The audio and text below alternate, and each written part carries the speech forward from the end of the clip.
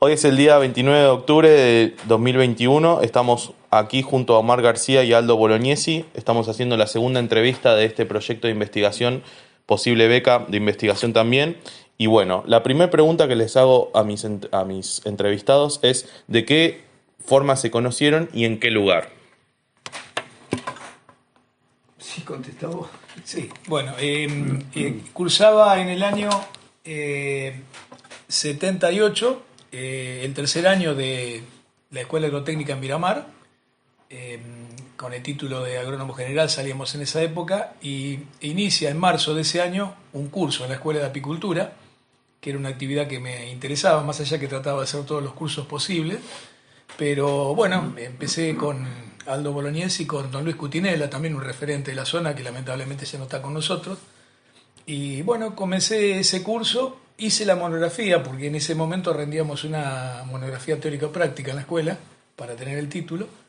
Y me interesó la actividad y este tipo de producción. Y bueno, rendí la monografía y terminé el curso de práctico apicultor, era en esa época, en diciembre del año 78. Ahí conocí como profesor a Aldo y bueno, que estaba acompañado también con esta persona que nombré, que es Luis Cutinella. Perfecto, perfecto. ¿Y cómo fue las primeras experiencias con la apicultura para usted? En relación a lo que, bueno, le enseñaba Aldo también. La primera experiencia, como todo inicio, algo muy novedoso, muy tentador, ese aroma que tenían los materiales. Y bueno, y realmente me interesó muchísimo, porque en la escuela teníamos todo tipo de cursos. Pero bueno, empezó a marcar ya mi trayectoria. Hoy en la actualidad ya son 35 años, cumplo ahora en diciembre en la actividad. Y posteriormente a ese curso, durante unos años seguí haciendo otros cursos, pero bueno, no había iniciado la actividad. Hasta el año 84 que ya comienzo con mis primeras colmenas. Bien, bien. Que bueno, me contaba hace un momento antes de empezar la entrevista que se las había obtenido también por conocer a Aldo. Por conocer a Aldo y por intermedio de Aldo de Raúl Déramo, que es otro colega que está con nosotros y bueno, se dedicaba a la venta de cría de reinas y de núcleos en ese Déramo ya estaba en actividad en esa época. Sí, me vendió los núcleos. Ahora, una pregunta, no sé, fuera de la grabación. Sí. Vos dijiste que habías hecho un curso y era práctico apicultor, ¿el título? El ¿o título no era es práctico. apicultor? No, era de práctico. ¿Era el que daba asada? El de práctico apicultor es el que hice con ustedes. Tengo por ahí, si te sirve, puedo darte el. Sí, no sé si vale la pena No era digitalizarlo. el que se hacía con sada. No, el de perito apicultor yo lo hice después en la cooperativa, en el 87. ¿Y con la inspectora? Con la inspectora. Y eso ya lo habilitaba, este primer título que decía recién, ya lo habilitaba a ejercer la apicultura, Sí, digamos. generaba idoneidad en lo que era la actividad. Después vos sabés, como cualquier tipo de actividad, que se genera a campo. En la eso, práctica, ¿no? claro. ¿Y el certificado quién lo firmaba? Y venía con el Ministerio de Cultura de la Nación en esa época. Ministerio de Cultura de la Nación. Sí. O sea que tenía Después te voy a relevancia. mandar una foto, sí.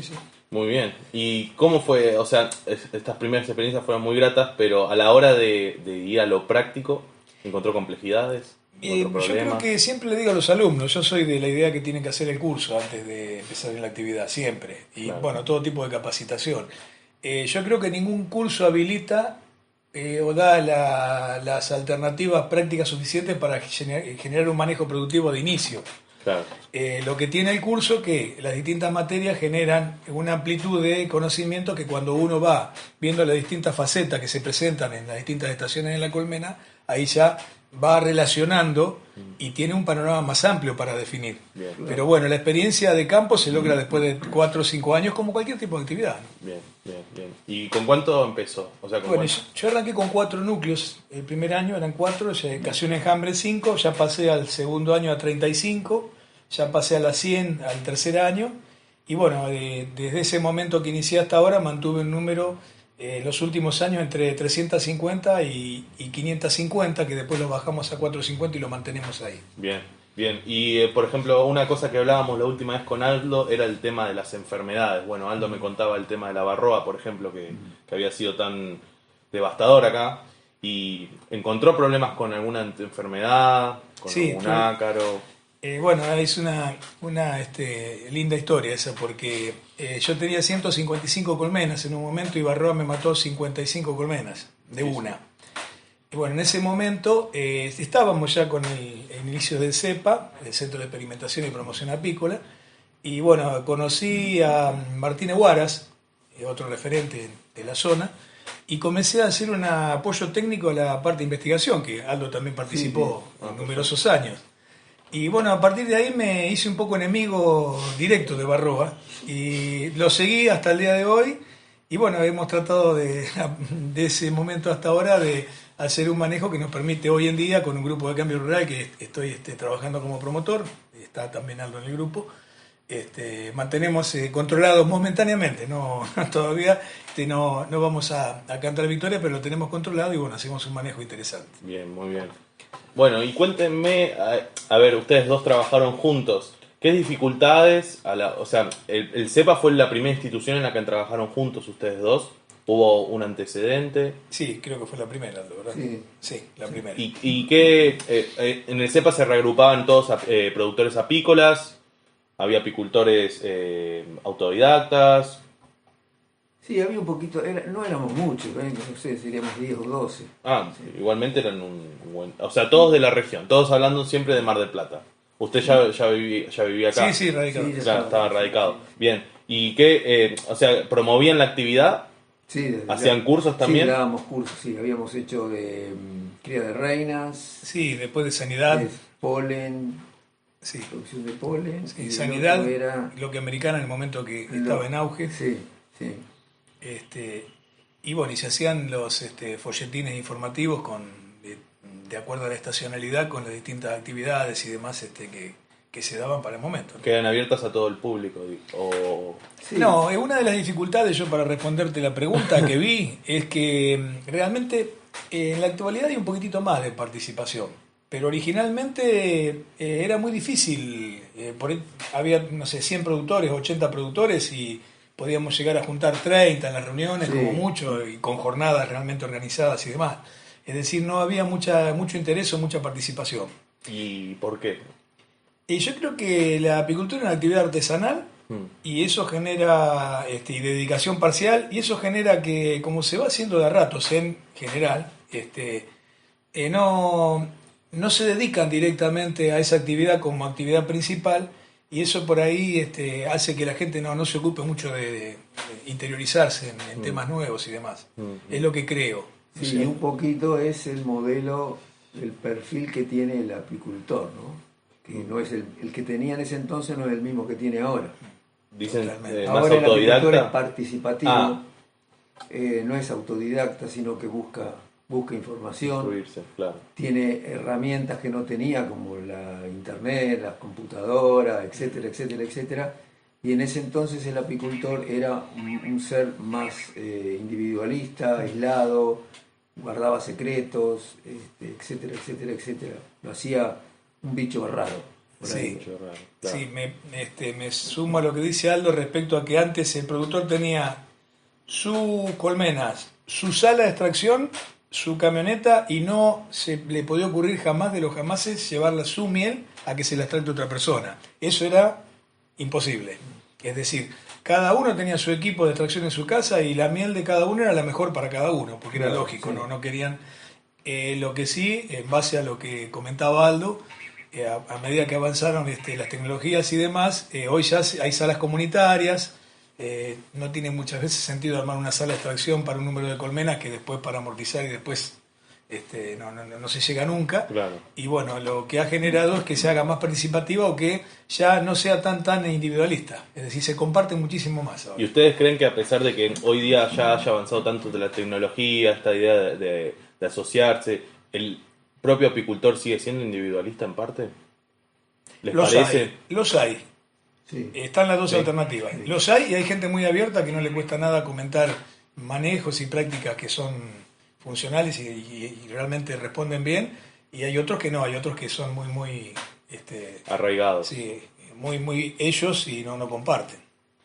Estamos hablando de apicultores, no por dar nombres, pero estamos hablando de apicultores zonales, que son, o sea, que tienen ya trayectoria en la región. Sí. Bien. Sí. ¿Y por qué creen que es así el tema de no difundir el conocimiento? O sea, porque por ejemplo, no sé, pienso ahora en lo que dicen ustedes dos del tema de difundir prácticas, ¿no? De apicultura. ¿Eso es más bien porque uno se vuelve más reacio con el resto, o por miedo a que lo imiten, o por miedo a que le vaya mejor?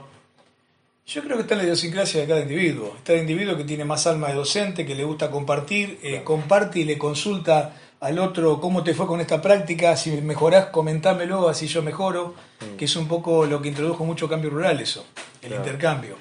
Y está el otro que hace las cosas bien, le va bien, pero no quiere compartir nada.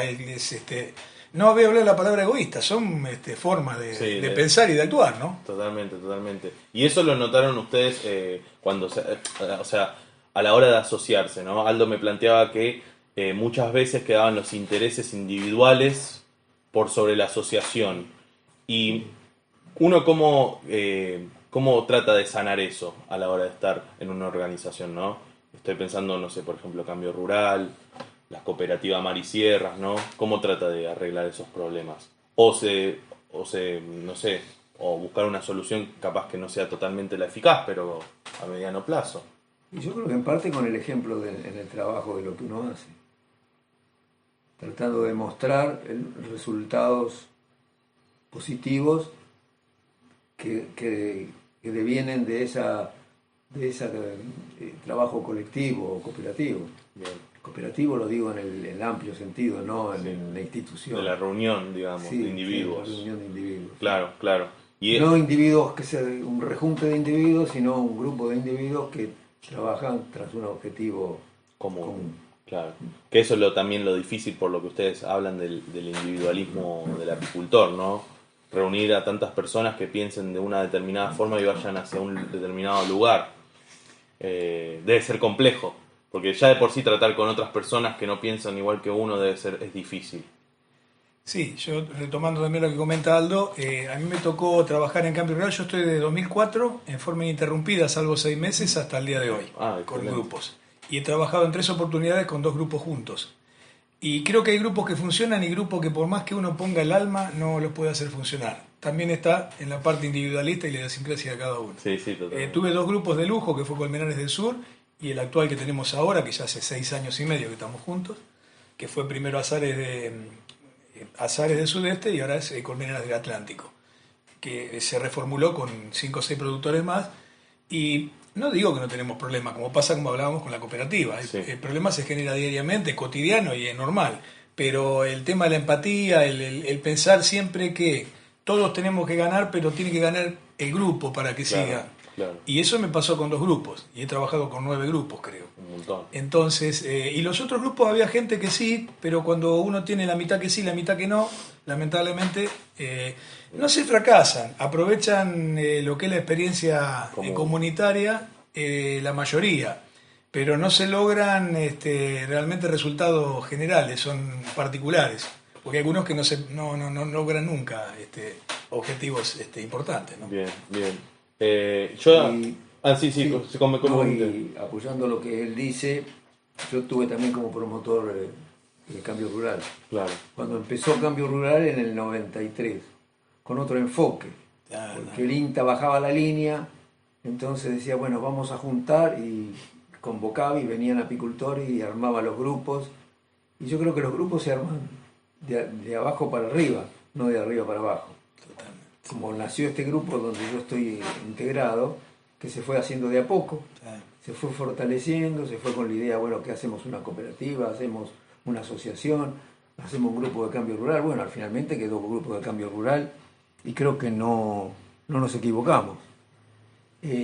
Pero en esos grupos yo lo que vi es, como están formados así, de arriba para abajo, hay apicultores de todo tipo.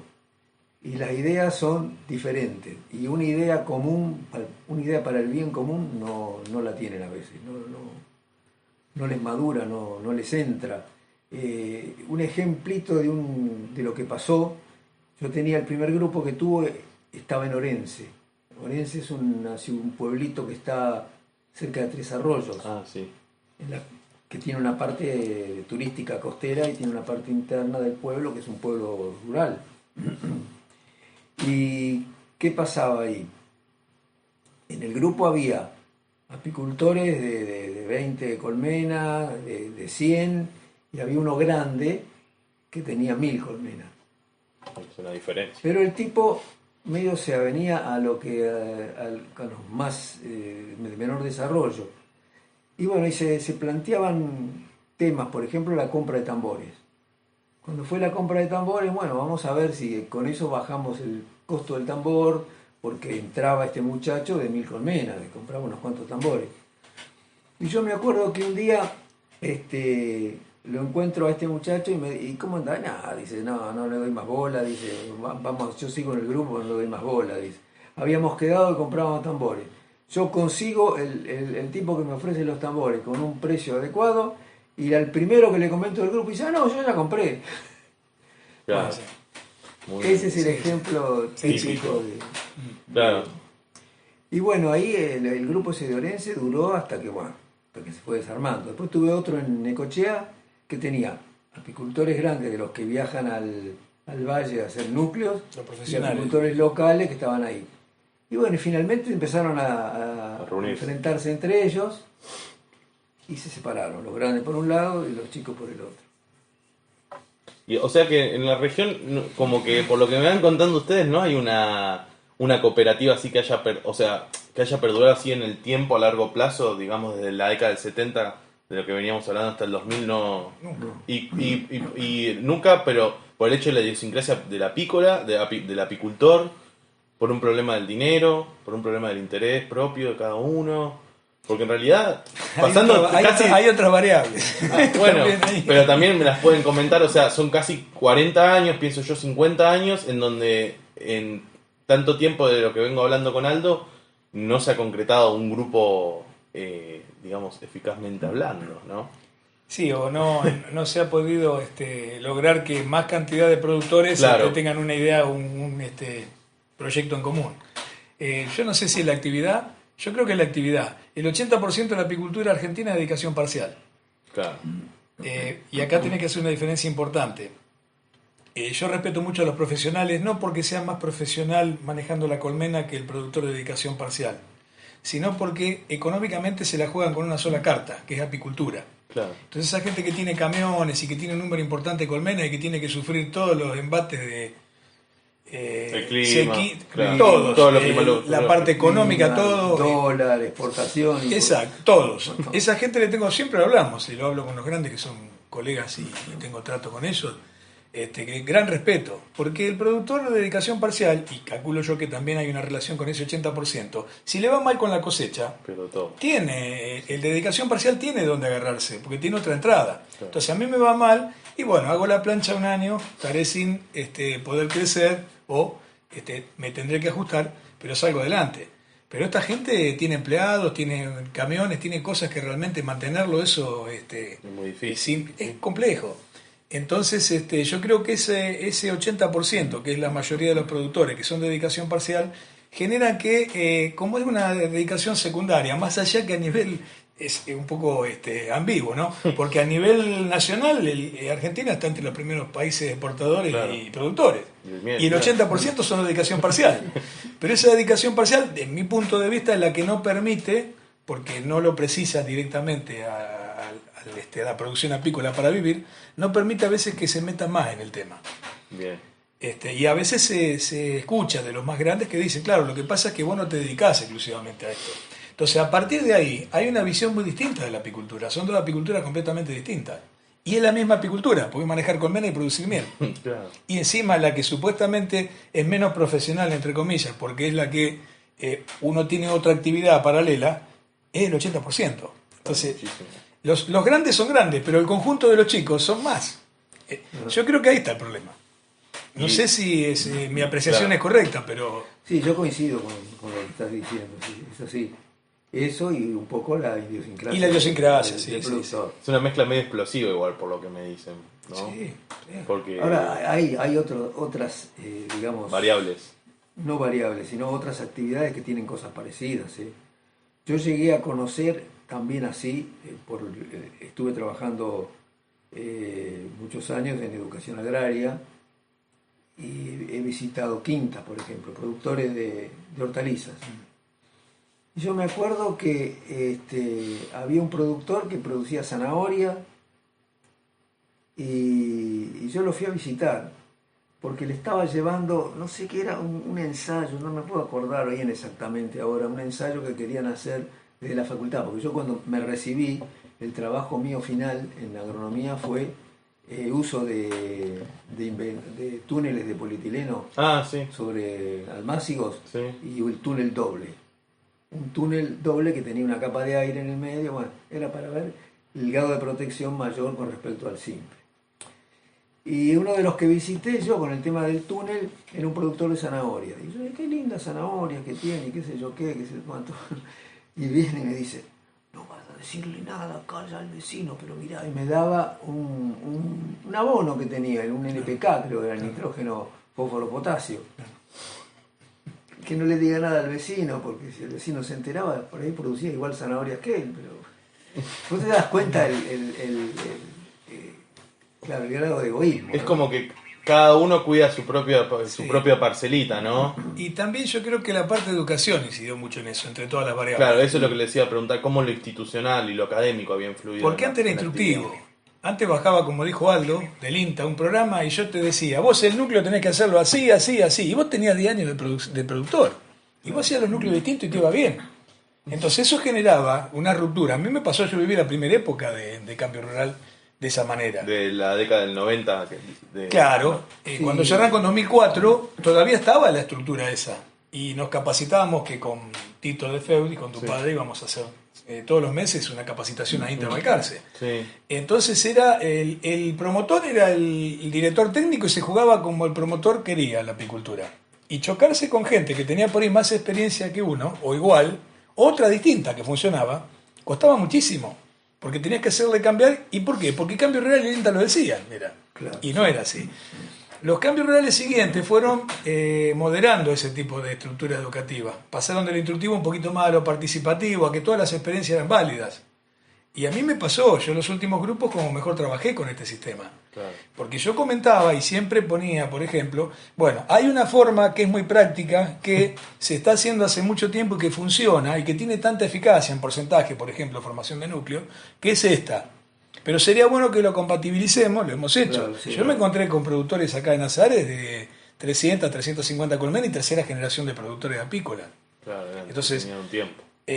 Podés transmitir algo, pero es mucho lo que recibís también. Y no te lo podés perder eso. Sí. Y aparte, si no tenés empatía o no vas de una manera u otra generando participación y prueba y error, decir, bueno, macanudo, esto que yo les sugiero, pruébenlo en un número de colmenas, no lo hagan en todas. Y cotejen con lo de ustedes. Bueno, lo bueno de eso es que si el sistema sirve, a la larga genera justo todo eso, que se va el grupo afianzando a toda esa experiencia grupal. Y eso cada vez lo une más, lo hace, se afianza más el grupo así. Claro. En cambio antes no, antes eran manos militares, esto se hace así, y claro, había tipos que nos miraban a uno y decían, ¿qué le pasa? Está loco, está así. Yo hace 20 años que estoy haciendo de una manera las cosas y me va bien. Entonces yo creo que esa es otra variable también que ha incidido. Claro. Y se vuelve como medio disruptivo, ¿no? También porque a la larga uno piensa, no, esta actividad ha sido todo el tiempo así y llega uno que viene con un martes 13 y lo quieren sacar volando. Claro. No, imponer no, cada vez menos. Claro. Ha cambiado todo. Entonces, si no cambias de mentalidad, estás. Pero de la otra manera es muy enriquecedor. Lo Claro. que se ha logrado con los últimos grupos es muy, muy bueno. ¿Y eso sienten que es lo que más benefició a los productores, por lo menos apícolas de la región, el tema del cooperativismo? De implementar distintas técnicas. Sí, cooperativismo, si lo ligas directamente a cooperativa, es relativo porque no hay tantas cooperativas. No, Lo que claro. agruparse sí, no hay vuelta, que todos es bastante llamativo porque todos son individualistas, pero cuando hay un grupo que le va bien, todos quieren ver cómo hacer para juntarse y para lograr eso. Pero bueno, no es sencillo, no es sencillo. Sería no cooperativismo, sino asociativismo. Asociativismo, sí, correcto, Aldo, sí, asociativismo. Claro, sí, porque es lo que él dice exactamente, no tengo nada que agregar, está perfecto. Claro, ha como resultado más, por lo menos en lo que es el de partido, pienso yo por lo que me van contando, asociaciones más bien temporales que una cooperativa a la idea más de tipo obrera, ¿no? Reunión de individuos, de ir todos empujando hacia un lado, sino más bien es como que uno pertenece a la asociación y de ahí suma o no suma, decide quedarse o no quedarse. No sé, eso me lo podrán decir ustedes, si estoy errado o no en lo que voy escuchando, pero me parece que es interesante este planteo del cambio que hay también, porque por lo que me va contando Aldo, o sea, me contaba, ¿no? Decía, hablaba sobre la provincia de Buenos Aires, el Ministerio de Agricultura, pero como que no aparece la nación en todo esto, o sea, desde más arriba de la provincia. O por lo menos Bueno, el INTA. lo o sea, tenés con INTA Cambio Rural. claro, sí, con sí, el sí. INTA, pero hasta la década de cuándo? ¿De los 80? ¿En el Antes. 93 arrancaste vos, Aldo? Habías Sí, dicho, con Cambio Rural. El 93. Claro, O creo sea, que en el 90 arranca que Cambio Rural, antes- ¿no? Sí, creo que en el 90, Sí, me parece que era Guillermo Corbeta, que era uno de los primeros promotores, que compartimos también con Tito, las capacitaciones en el 90 arrancó Cambio Rural, ahora me acuerdo. Y toda esta gente que entraba en cambio rural, ¿dónde se había formado? Bueno, ahí había otro tema también importante. Originalmente no todos eran especializados en apicultura, eran profesionales, ingenieros agrónomos, veterinarios, pero que muchos, si bien como promotor tenían la capacidad de dirigir un grupo de cambio rural de apicultura, no eran todos especializados en apicultura. Después yo creo que la misma actividad y el tiempo, porque hubo un bache grande, yo creo, en el que no había muchos profesionales. De hecho, muchos técnicos tuvimos acceso a este tipo de Sí, que trabajo. hubo una época que no permitían los técnicos. Exacto. Que los quienes fueran promotores de grupo y sin embargo, Claro. bueno, eso era importante que Claro. fuera así. Entonces a lo que Hubiera iba... La sí. posibilidad, es decir, que el técnico que tenía buena capacitación o buenos antecedentes pudiera ser asesor promotor de cambio rural. De ¿no? cambio rural, claro. Ahora perdí el hilo de la conversación porque... No, que estábamos hablando de esto, de la gente que instaba a que la gente empezara a aplicar la apicultura en su vida, ¿no? Entonces, ¿cómo puede ser que alguien que no es un profesional dentro de la actividad pueda impartir el conocimiento de esa actividad? Y bueno, porque es la tarea del promotor asesor, es la tarea de fomentar, de generar esa empatía entre los integrantes del grupo, promover actividades. Lo que ocurrió con la apicultura, que yo creo que es un poquito más complejo que otras actividades, hablo, no sé, de crianza de pollos o de Sí. conejos, y por ahí es lo que generó que a través del paso de los años fueran más la cantidad de veterinarios y ingenieros agrónomos, salvo los que ya estaban, que se capacitaran o que se dedicaran a la especialidad. Y hoy en día tenés profesionales de primerísima línea que son promotores de apicultura. Y este bache, ¿ustedes cuándo lo posicionarían en la historia? Este bache que decían recién de los promotores, este cambio que hubo de decía promotores más bien especializados, la década del 80 al 90 sería antes. Del 90 al 2000 yo creo que hubo un bache grande ahí.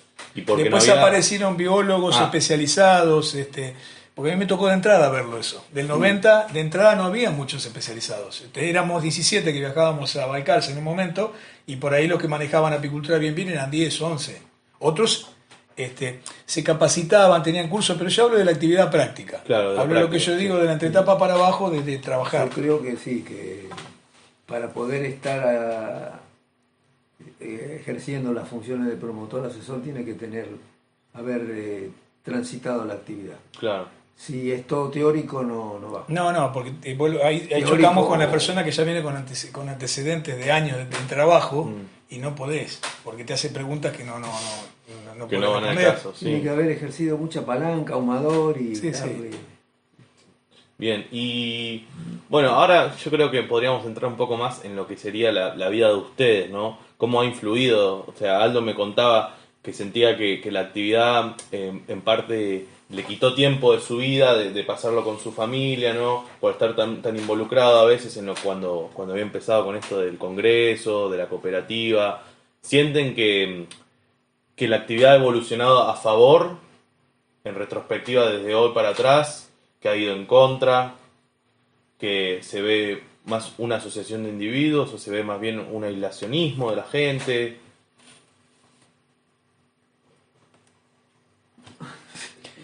Yo te puedo responder por mí, sí. Yo lo resumo en 2 palabras y después te lo amplío.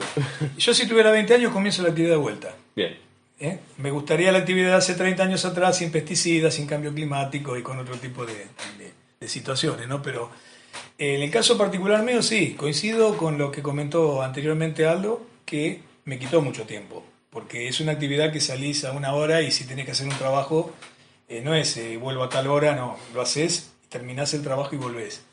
Pero sí, de todo punto de vista, desde el punto de vista económico, desde el punto de vista de creatividad y demás, porque es muy pujante, yo creo que es un estilo de vida.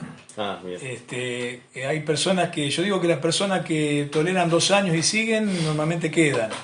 No he visto que dure más de 2 años, 3, no sé si a vos te pasa lo mismo, Aldo. Sí, sí. El que no le va, larga, porque tenés que tener mucho cariño con esto, porque es muy duro, es muy duro, así como es gratificante, y la abeja es noble y maravillosa, tiene un montón de ingratitudes, es bastante ingrato, porque nos pasa este año, preparar las colmenas, llegan agosto, septiembre espectaculares, te haces una idea y después se caen, porque no tenés entrada, porque tenés que andar alimentando, porque te pulverizan los campos, pero en realidad sí, para mí fue, desde todo punto de vista, como productor y como docente, trabajé en las 3 escuelas agrarias y tuve los 3 colmenares a cargo, del 90 hasta el 2012.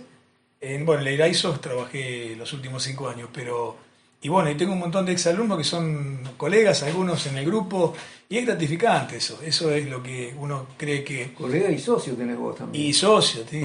Mi socio es exalumno de la escuela, entonces creo que es una actividad hermosa, pero bueno, vuelvo a lo mismo, tiene que gustarte, ¿no? Como cualquier tipo de actividad. Sí. Tiene un componente psicofísico, digamos, que es beneficioso para la salud.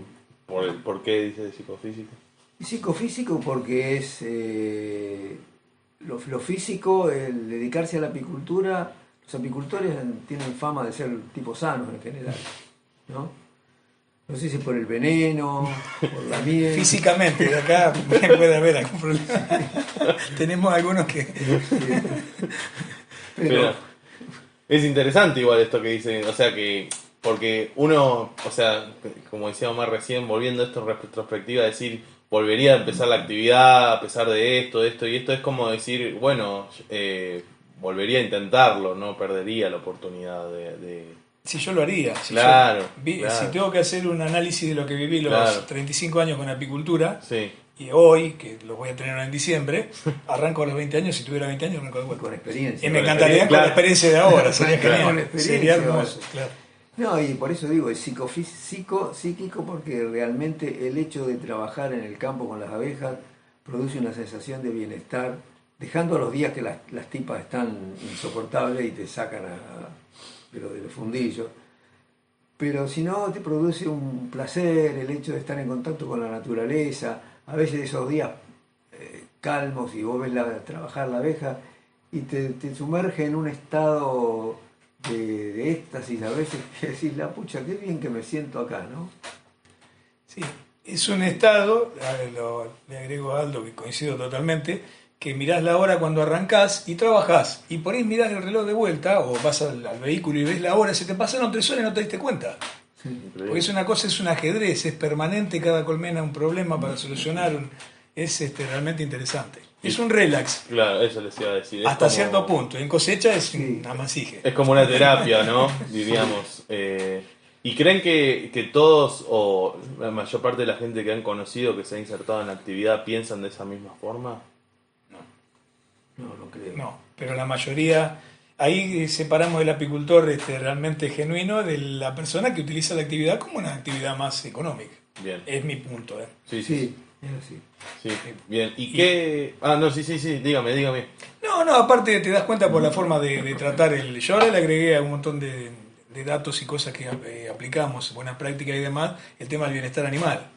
Pues la abeja es un insecto pobrecito que no tiene defensa desde el punto de vista en el manejo. Siempre va a haber alguna abeja que eliminás, pero bueno, el tema del bienestar animal lo ligo a eso. Hay personas que realmente tienen cariño por la actividad y tienen cariño por la abeja.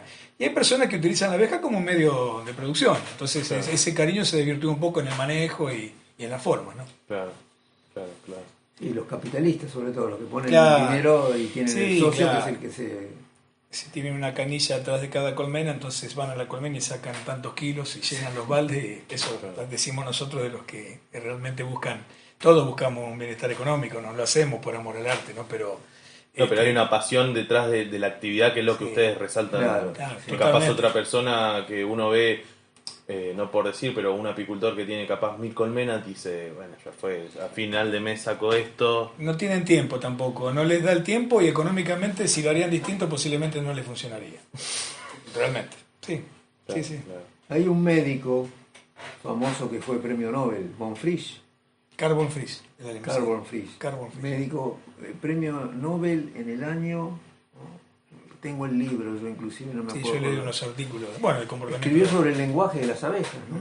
Ah, que habla sobre el tema de las danzas. La danza. Bueno, las danzas, la orientación, la distancia que recorre la abeja, los colores que ve, los sabores. Cómo polariza la luz para Pero- volver al lugar. Esto lo comento a raíz de algo que me pasó en la vida, que hace muy poquito tiempo, hará, bueno, año 2019, Ah, no tanto. tuve cáncer de próstata y me tuve que hacer un tratamiento de rayos. Y el tratamiento es acá en Mar del Plata, en la calle San Luis y Garay, entre Garay y Castelli. Ah, sí, he pasado por eso. Sí, hay un Mano centro derecha, de oncología. radioterapia. Sí. Y te asignan un médico. Es decir, vos vas ahí a que te hagan los rayos, una vez ya es una rutina porque va, ¿no? El rayo, como decía el médico que me lo recomendó hacer, no duele, no pica, no arde, te aplican y no pasa nada. Tenés algunos trastornos después, pero bueno, Sí. pero no, mientras te están haciendo el tratamiento, no pasa nada. Y te asignan un médico que una vez por semana entrevistas con él. ¿Y de qué hablaba yo con ese médico? Ese médico era un apasionado de von Frisch.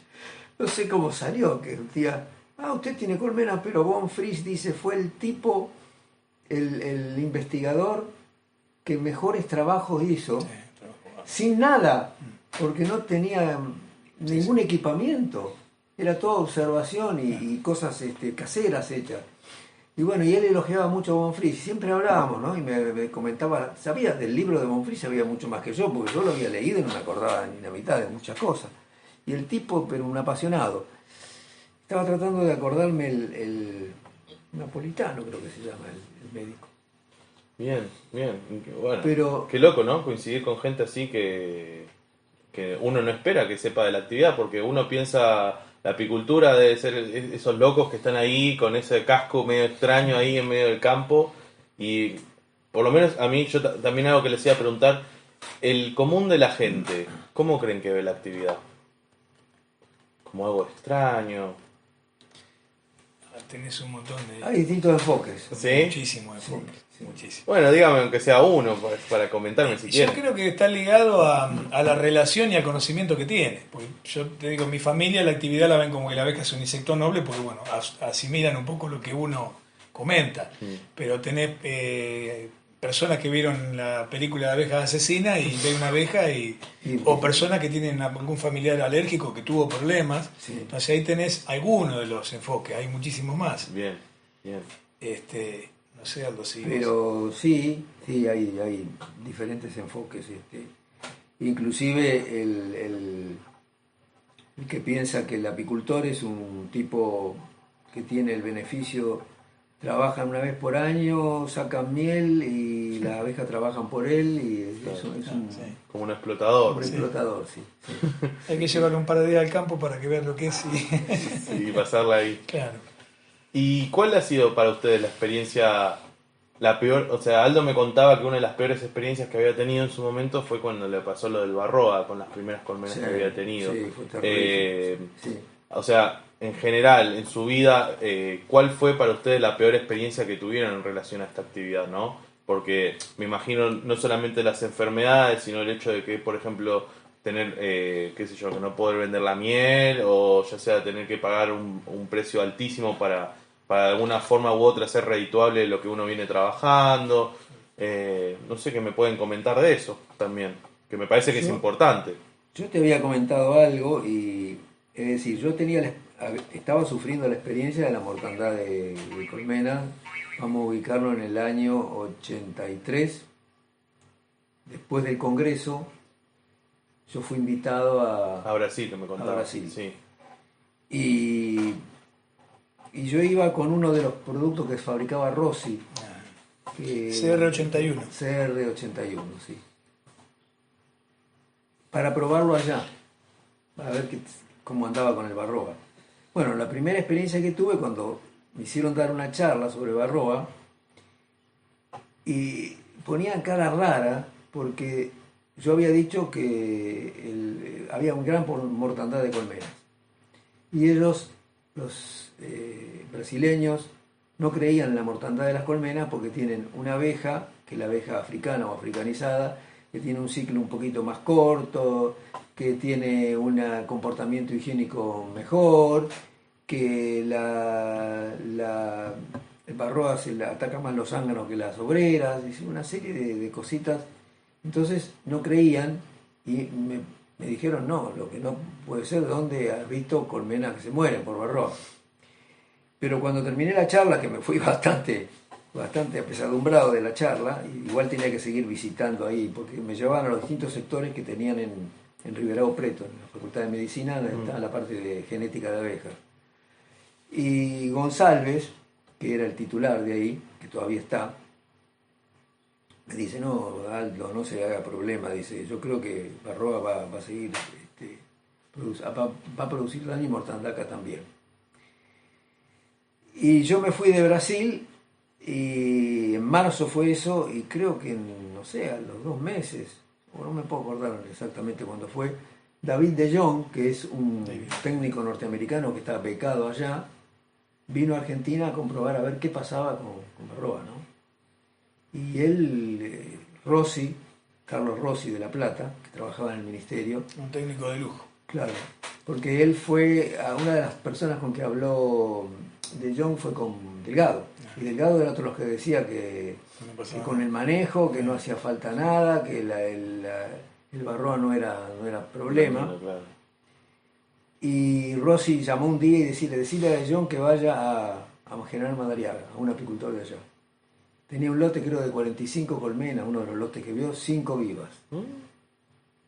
Entonces él vino convencido de que realmente se morían las abejas. Pero es una experiencia dolorosa porque a vos te pasó, vas y lo relatás y no te creen, y después ves que sí, que es cierto que es así, y que después el daño va aumentando porque aparte del Barroa de ser el daño directo que produce mucho daño indirecto. Claro. Por transmisión de virus y otros problemas.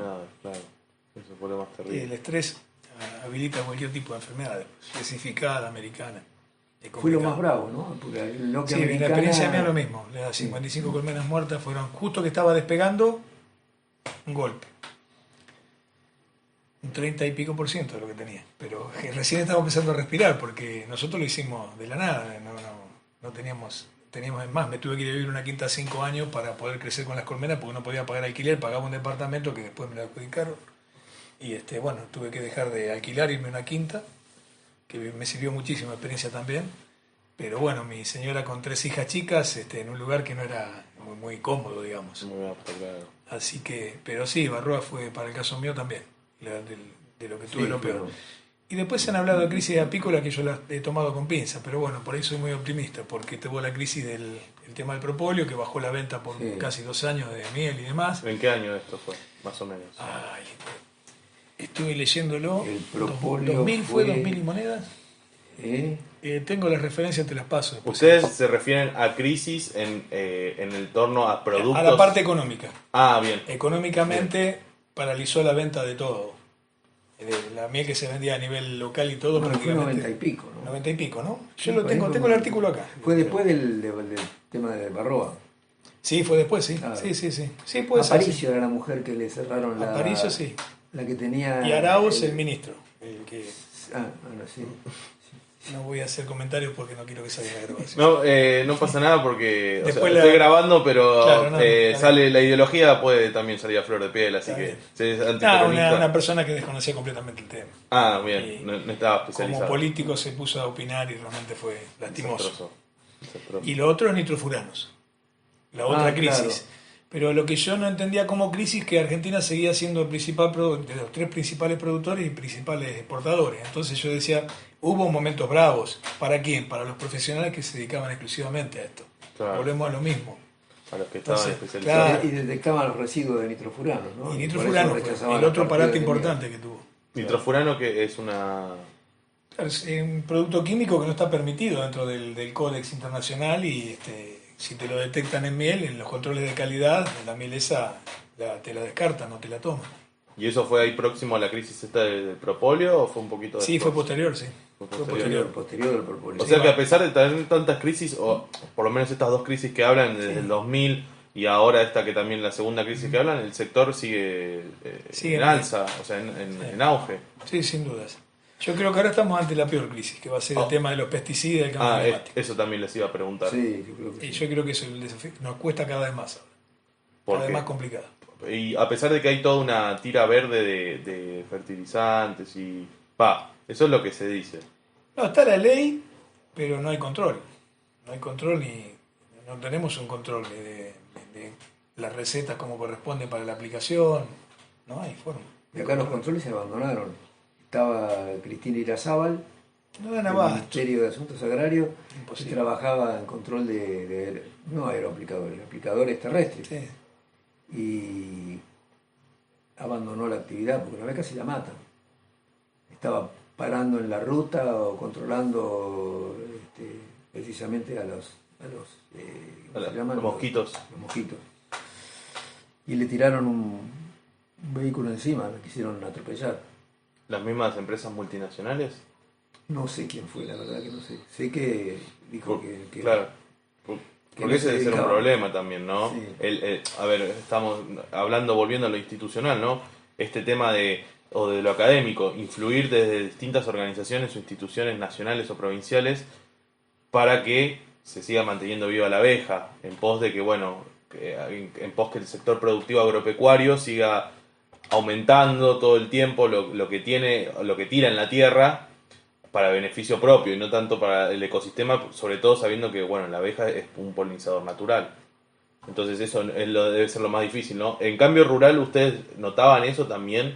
El tema de por lo menos de la década del 90 que usted me hablaba, Aldo, y después del 2004, ¿notaron que los fertilizantes han acrecentado han sido una de las problemáticas que han planteado los apicultores? Los plaguicidas en general. Los Sí, plaguicidas, sí, claro. sí, sí. Fertilizantes, digo yo, Sí, sí, en sentido general. Sí, en- Pesticidas. Serían Claro. los menos dañinos los fertilizantes. Claro. Claro, claro. Sí, los plaguicidas y los insecticidas sobre todo, sí.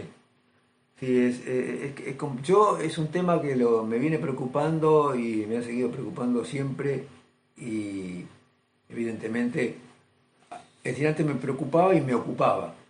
Ahora me preocupa pero no me ocupo porque realmente pienso que si no hay una conciencia generalizada más grande en la importancia de la abeja en sí, porque se pregona mucho y se destacan los ejemplos de cosas que pasan en el resto del mundo, donde la abeja está realmente mucho peor que acá, y no pasa nada acá. Es decir, todo es escrito y muerto en los papeles, o hablado y la palabra se la lleva el viento y no pasa nada. Claro. Porque los grandes emprendimientos agropecuarios o agrícolas se lo llevan adelante, esté la abeja o no esté la abeja, no les importa realmente. Si no toma conciencia el propietario del campo, sea propietario único, sean esas empresas que contratan y alquilan campos, es imposible. Porque lamentablemente dependemos del dueño del campo nosotros. Entonces, no podemos ir en contra, o sea, nos están matando las abejas, pero no podemos ir en contra de el tipo de producción que genera el dueño del campo, porque si no nos dicen, cargate las colmenas, llévatelas, y nos quedamos sin el lugar que ese es el otro problema grande que tenemos. El tema de conseguir lugares para poner colmenas cada vez más difíciles. En la actualidad, dicen. En la actualidad, ¿Y sí. de antes también han notado el mismo problema? Antes era más fácil. Yo antes salía a recorrer con la camioneta, por ahí recorría 3-4 campos y conseguía uno. Ahora con el tema del abigeato y todo el tema de inseguridad que hay es casi imposible. Si no es por recomendación y así todo, hay gente que no quiere saber nada. Pues hay muchos campos que no tienen colmenas, pero la gente que no quiere colmenas no quiere colmenas. ¿Pero no quieren colmenas por el hecho de que usar plaguicidas o...? No. El hecho de que entra gente al campo Claro, y a demás. pillar, a Claro, robar. claro. A robar. Pero lo que digo es que para mí se pueden hacer las leyes que se hagan. Si no hay control y no hay conciencia del dueño del campo que la abeja es útil, que la abeja es necesaria y que hay que cuidarla, no hay forma. No va a haber forma. No, bajar todo la legislación normativa, bajarlo a la realidad y aplicarlo, y no se aplica. No se aplica, no hay forma. Senasa no puede, no da abasto con la gente que tiene. Ministerio de Asuntos Agrarios lo mismo, no hay forma. ¿Y qué va a salir policía? Policía puede hacer la parte de policía, pero no tiene capacitación en los distintos, específicamente en las distintas producciones, como para... Claro, para seguir. Yo trabajé en Asuntos Agrarios en una época en sanidad vegetal, donde trabajaba esta chica que abandonó la parte de control. Y yo salíamos a hacer campaña para ver que los aeroaplicadores estuvieran inscriptos. Tenían que inscribirse porque aparte de inscribirse tenían que pagar un seguro importante porque el avión, viste, no es chiste. No, sí. Y encontrabas de todo. Había uno que era en un pueblito que está cercano a Necochea, no me acuerdo qué pueblo es, cuál es el pueblo. Y el tipo bajaba con el avión en la ruta. Bajaba en la ruta y tenía la entrada del campo ahí, pues metía el avión como si fuera un auto. Sí, y un día me comentaron que se llevó por puesto al Pampa, el colectivo Pampa, que era la línea que iba hasta Necochea. Qué desastre. Pero había tipos que tenían la sala de los aviones, los cosas atados con alambre, ¿viste? Había de todo. Y volaban. Una locura. Qué locura. ¿Y ustedes creen que, yo he escuchado esto de idea del servicio de polinización para algunas cosas específicamente, el kiwi, en el caso del kiwi. ¿Creen que la actividad, en realidad no sé, les voy a preguntar a ustedes, ¿de dónde surge esta idea del servicio de polinización? ¿Es algo nuevo? ¿Es algo que se viene haciendo hace ya un tiempo? ¿Cuál es el objetivo? ¿Tienen idea? Porque yo desconozco y también es una consulta que les quería hacer. Capaz. Bueno, vos tenés un estudioso en el tema, sí. en la familia. Sí. Yo creo que es muy bueno lo que han hecho, no por simplemente por quedar bien, sino porque tanto lo que ha hecho tu padre como esta empresa Biflo, que son colegas, por lo menos en Kiwi, lo hemos hablado en el grupo y demás, se ha logrado realmente que no se ningunee el trabajo de la abeja. De hecho, nosotros tenemos a 2 productores que son matrimonios que están trabajando ahora en Kiwi y que sacan un todos los años llevan todos los años, con un buen ingreso. Y bueno, es bueno todo eso, todo ese trabajo que ha hecho Tito y esta empresa, demostrando realmente lo que es real y es natural. La abeja, yo creo que está en el planeta más como polinizador que como productora de miel. Después el hombre descubrió que produce un poco más de miel de lo que necesita y la pusimos a hacer miel. Pero la función principal es polinizar la abeja. Claro. Económicamente está probado que de 4 a 10 veces rinde más como polinizadora que como productora de miel. Entonces todos estos trabajos han generado justamente que acá en la zona nuestra por lo menos han empezado con el kiwi, ya hay muchos trabajos en girasol se están haciendo y después compatibilizar el tema también de cuál es cómo queda la colmena después que la sacás de un lugar de polinización. Eso les iba a preguntar, ¿cómo afecta? ¿No? A mí me tocó 2 años seguidos hacer auditoría de las colmenas en kiwi con Biflot y realmente el costo de producción de cada colmena para polinizar tiene que estar acorde a cómo queda la colmena y qué es lo que hay que hacer después con esa colmena para que produzca miel. Bien. Pero es para mí importantísimo. Me parece genial todo ese tipo de trabajo. Bien. Que no se ve, ustedes no lo ven por lo menos en lo que sería horticultura. Ustedes que me decían recién esto de que las abejas no son consideradas tanto, capaz ahora con el kiwi sí, pero que en otros ámbitos productivos no tanto. Esto de llevar abejas, de que te las pueden robar. Claro. Bueno, la horticultura, el tema es que no hay muchos trabajos. O sea, hay un montón de trabajos a nivel internacional, pero después trasladar eso que es positivo en otros países y que se aplique acá, en huerta no. Yo me tocó polinizar frutilla en la esparraguera en Miramar varios años. Y ahí realmente todos los años me pedían colmenas. ¿No? Dentro del invernáculo. Claro, porque abrían el invernáculo y eran en hidroponio, se hacía eso en un momento. Sí. Y bueno, evidentemente funcionaba porque me pedían todos los años colmenas. Lo bueno es que, yo digo evidentemente, porque se contaba la cantidad de abejas por minuto, o sea, se hacía un trabajo estadístico, claro. Pero bueno, de esos trabajos medio empíricos a lo que están haciendo ahora, lo que hace Biflo, lo que está haciendo de Feudi, los datos son más contundentes y no hay forma de errarle. Claro, y los productores están diciendo no. Nosotros íbamos a polinizar 10 años, hicimos núcleo en Varadero. Al norte de la provincia. Claro, que está ahí unos quiguales muy lindos ahí. y estaba el ingeniero que nos decía, miren, hacemos algo de polinización artificial, pero yo quiero las colmenas acá en Los Quiguales.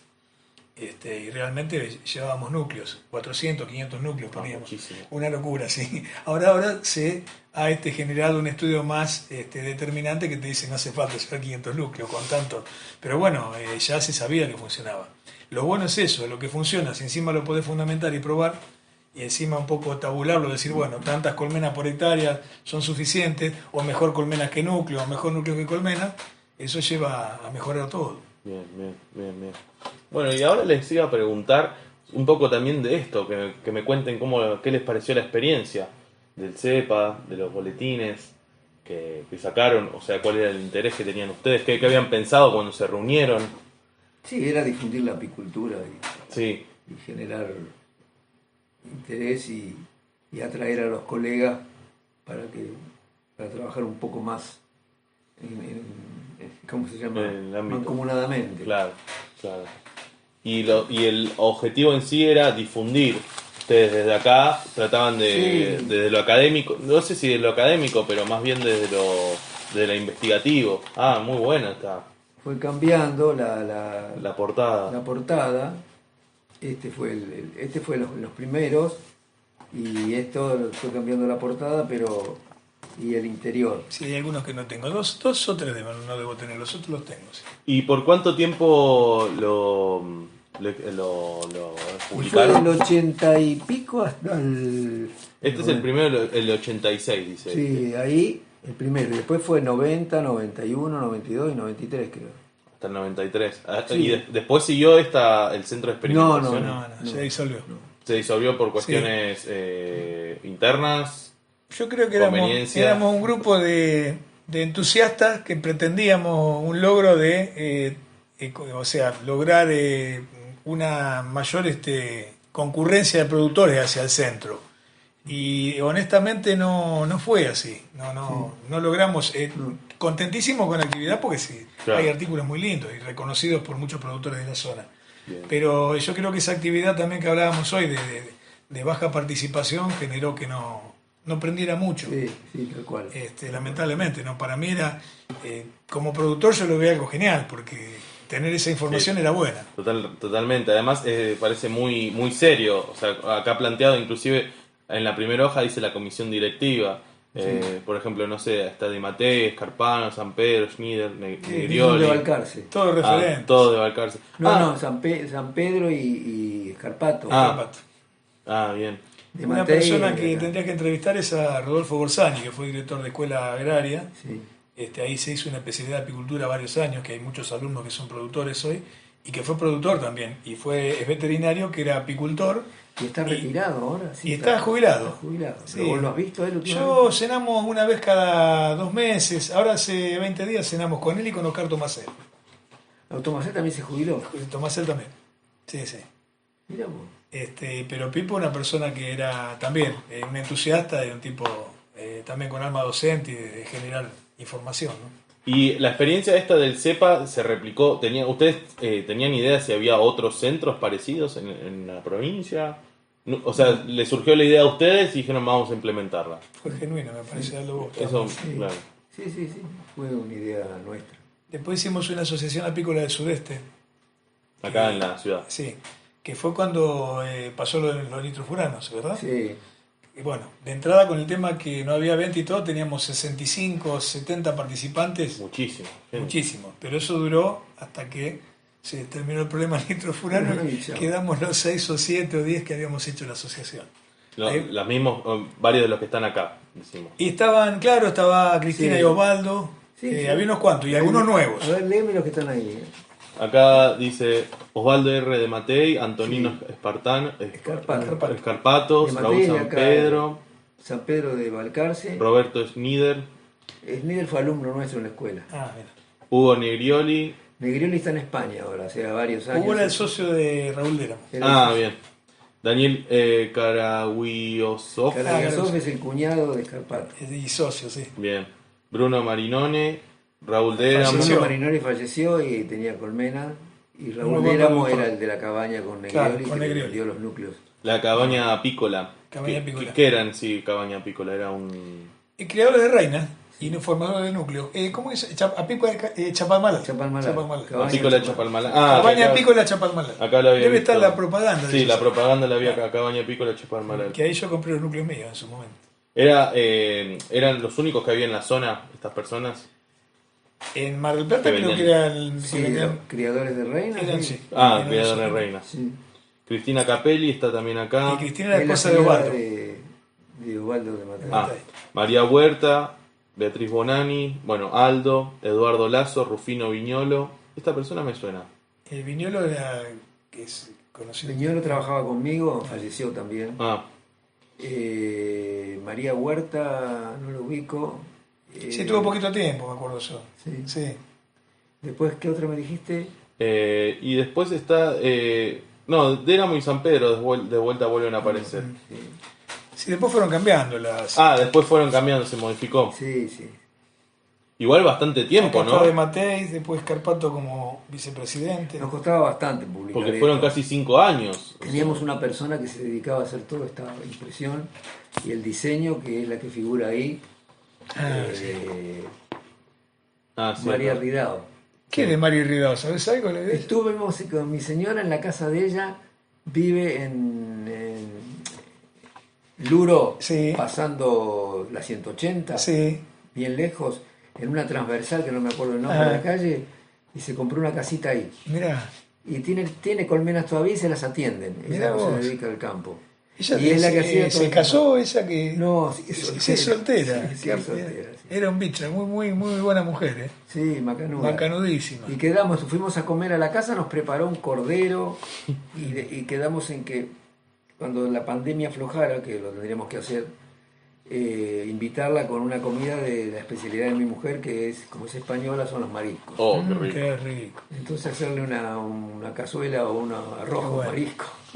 ¿Qué les iba a decir? Acá también veo la publicación de Pedro Boger. Es reconocida esta persona, La Boger. Cabaña. La cabaña, Pedro. sí. Claro. Un referente a nivel Pero, provincial y... claro, eso les iba a Tiene preguntar. un trabajo sobre núcleos. Ah, con razón es conocido. Ya lo he Sí, visto. ahí está Lo he publicado. visto. Lo he visto, y sí. exportan reinas y todo. sí. Pero tienen una trayectoria bastante amplia acá. No sé de qué zona de la provincia son. General Belgrano, Ah, General Belgrano. Bien. Cabaña Pedro Bower. Están exportando reinas Es la a varias cabaña partes. del ministerio. Claro. Y está Osvaldo Atela, sigue Sí, Osvaldo acá. sí. Del Sí. Ministerio de... Asuntos agrarios. Ah, de la provincia. Ah, mira, no sabía eso.